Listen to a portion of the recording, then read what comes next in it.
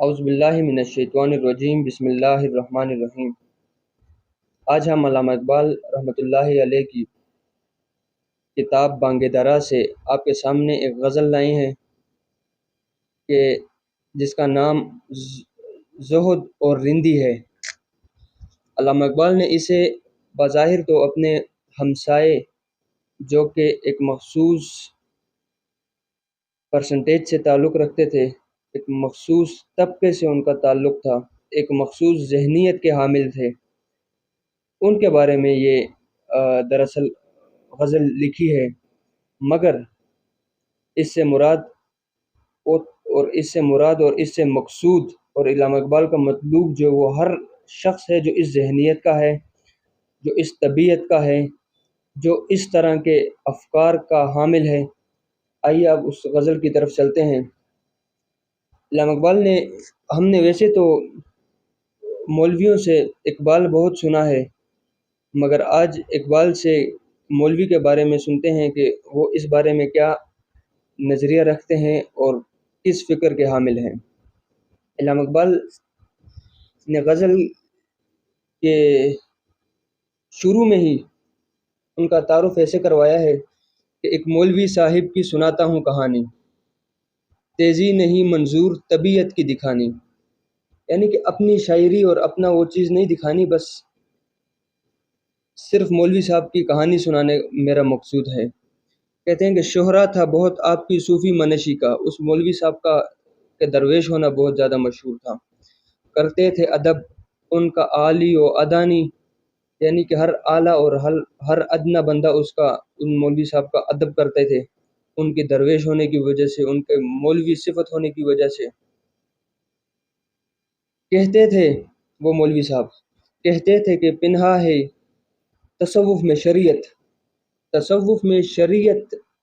پنہا ہے، چھپی ہوئی ہے، جس طرح کے الفاظ میں مضمر ہو معنی، جس طرح کے الفاظ کے اندر معنی ضم کیے ہوئے ہوتے ہیں، معنی اور الفاظ دو جدا چیزیں نہیں ہوتی، ایک ہی چیز ہوتی ہے، اسی طرح تصوف اور شریعت ایک ہی چیز ہے۔ لبریز میں زہد سے تھی دل کی سراہی، کہتے ہیں کہ میں زہد اور تقوی کی شراب سے ان کے دل کی سراہی جو ہے وہ لبریز تھی، بری ہوئی تھی، اتنے متقی تھے، اتنے پرہیزگار تھے۔ تھی تے میں کہیں درد خیال ہمدانی، مگر ان میں ایک مسئلہ اور ایک طے جو ہے وہ یہ تھی کہ اس سراہی میں کہ انہیں ہر چیز آتی تھی، وہ خود کو خیال کرتے تھے کہ ہمدانی خیال کرتے تھے، مطلب کہ وہ ہر چیز کا علم ان کے پاس ہے، وہ خود کو اس طرح خیال کرتے تھے، اور کرتے تھے بیاں آپ کرامات کا اپنی۔ مولوی صاحب منظور تھی تعداد مریدوں کی بڑھانی، ان کی اپنی کرامات کا بیان کرنا مقصود تھا، اس سے صرف مریدوں کی تعداد بڑھانی، اپنے چاہنے والوں کی تعداد بڑھانی۔ مدت سے رہا کرتے تھے ہمسائے میں میرے، اقبال کے ہمسائے میں تھی رند سے زاہد کی ملاقات پرانی۔ رند شرابی کو یا میں نوش کو علامہ اقبال نے خود کو رند کہا اور ان کو زاہد کہا، تقوی دار اور پرہیزگار کہا۔ حضرت نے میرے ایک شناسا سے یہ پوچھا، اقبال کہ ہے قمری شمشاد معانی، اقبال جو ہے وہ علم معنی اور علم شعر میں ایک بہترین مہارت رکھتا ہے، ایک بہت بڑا ماہر ہے، پابندی احکام شریعت میں ہے کیسا، اور علم معنی اور علم شعر کا تو بہت بڑا ماہر ہے، مگر شریعت کی احکام کی پابندی میں کیسا ہے۔ اب مولوی صاحب کی ذہنیت بتائی جا رہی ہے اس میں کہ وہ کس طرح جو ہے وہ اقبال کو اپنے ترازو میں تولتے ہیں، اپنے اس زاویے سے دیکھتے ہیں۔ وہ شعر میں ہے رش کے کلیم ہمدانی، اگرچہ شعر میں جو ہے وہ ان پر ہمدانی جو شاعر تھا، شاہ جہان کا درباری شاعر تھا، وہ بھی رش کرتا ہے، اتنا بڑا علامہ اقبال شاعر ہے، مگر شریعت کے احکام کی پابندی میں کیسا ہے، اس نے یہ پوچھا۔ اور یہاں کلیم ہمدانی سے ایک اور شاعر فارسی کا بعض لوگ مراد لیتے ہیں، ابو طالب نامی ایک فارسی کا شاعر تھا، تو بعض نے وہ مراد لیا ہے، بعض نے جو ہے وہ شاہ جہان کا درباری شاعر تھا کلیم ہمدانی، بعض نے وہ مراد لی ہے۔ تو کہتے ہیں کہ پابندی احکام شریعت میں ہے کیسا، گو شعر میں ہے رشک کلیم ہمدانی، اور سنتا ہوں کہ کافر نہیں ہندو کو سمجھتا۔ اس مولوی صاحب نے کہا کہ میں یہ سنتا ہوں کہ علامہ اقبال کسی ہندو کو کافر نہیں سمجھتا، ہے ایسا عقیدہ اثر فلسفہ دانی، یہ فلسفے کا اثر ہے اس پر جو اس کا ایسا عقیدہ بنا ہوا ہے علامہ اقبال کا۔ ہے اس کی طبیعت میں تشیع بھی ذرا سا، مجھے یہ اس سے رفس کی بھی بدبو آتی ہے اور رفضی ہونے کا بھی شک اس پر جاتا ہے، کیونکہ تفضیل علی ہم نے سنی اس کی زبانی، کیونکہ ہم نے اس کی زبان سے حضرت علی کو افضل سنا ہے، افضل قرار دیا ہے اس نے، اور حضرت علی کی تفضیل سنی ہے۔ اب یہ وہ مولوی صاحب جو کہ علامہ اقبال پر شیعہ ہونے کا اور رافضی ہونے کا شک کر رہے ہیں، شاید انہیں معلوم نہ ہو کہ علامہ اقبال نے جو صدیق اکبر پر لکھا ہے اور اس طرح اور صحابہ پر، تو مگر ایک مخصوص ذہنیت کا پردہ اونچا کرنا تھا علامہ اقبال کو، جو کہ اس غزل میں کیا ہے۔ تو کہتے ہیں کہ ہے اس کی طبیعت میں تشیع بھی ذرا سا، تفضیل علی ہم نے سنی اس کی زبانی، سمجھا ہے کہ ہے راگ عبادات میں داخل، راگ جو ہے وہ عبادات میں داخل ہے۔ علامہ اقبال کا ایسا نظریہ ہے، مولوی صاحب کہتے ہیں، میں نے سنا ہے، مقصود ہے مذہب کی مگر خاک اڑانی، اور ایسے نظریوں سے اور ایسے عقیدوں سے اور کچھ نہیں ہونا، صرف علامہ اقبال کا مقصود یہ ہے کہ وہ مذہب کی خاک اڑانی، مذہب کا مذاق اڑانا علامہ اقبال کا مقصود ہے۔ کہتے ہیں گانا جو ہے شب کو تو سحر کو ہے تلاوت، علامہ اقبال کی رات کو اور اس رمز کے اب تک نہ کھلے ہم پہ معانی، اس تضاد کا، اس تضاد باتوں کا ہم پر ابھی تک راز نہیں کھلا کہ یہ کیا مسئلہ ہے کہ رات کو علامہ اقبال جو ہے وہ کہتے ہیں کہ گانا ہے جو شب کو، جو رات کو گانے سنتا ہے اور صبح پھر اس کے تلاوت بھی کرتا ہے۔ تو مولوی صاحب کہتے ہیں کہ ہم پر ابھی تک اس بات کا جو ہے وہ راز نہیں کھلا،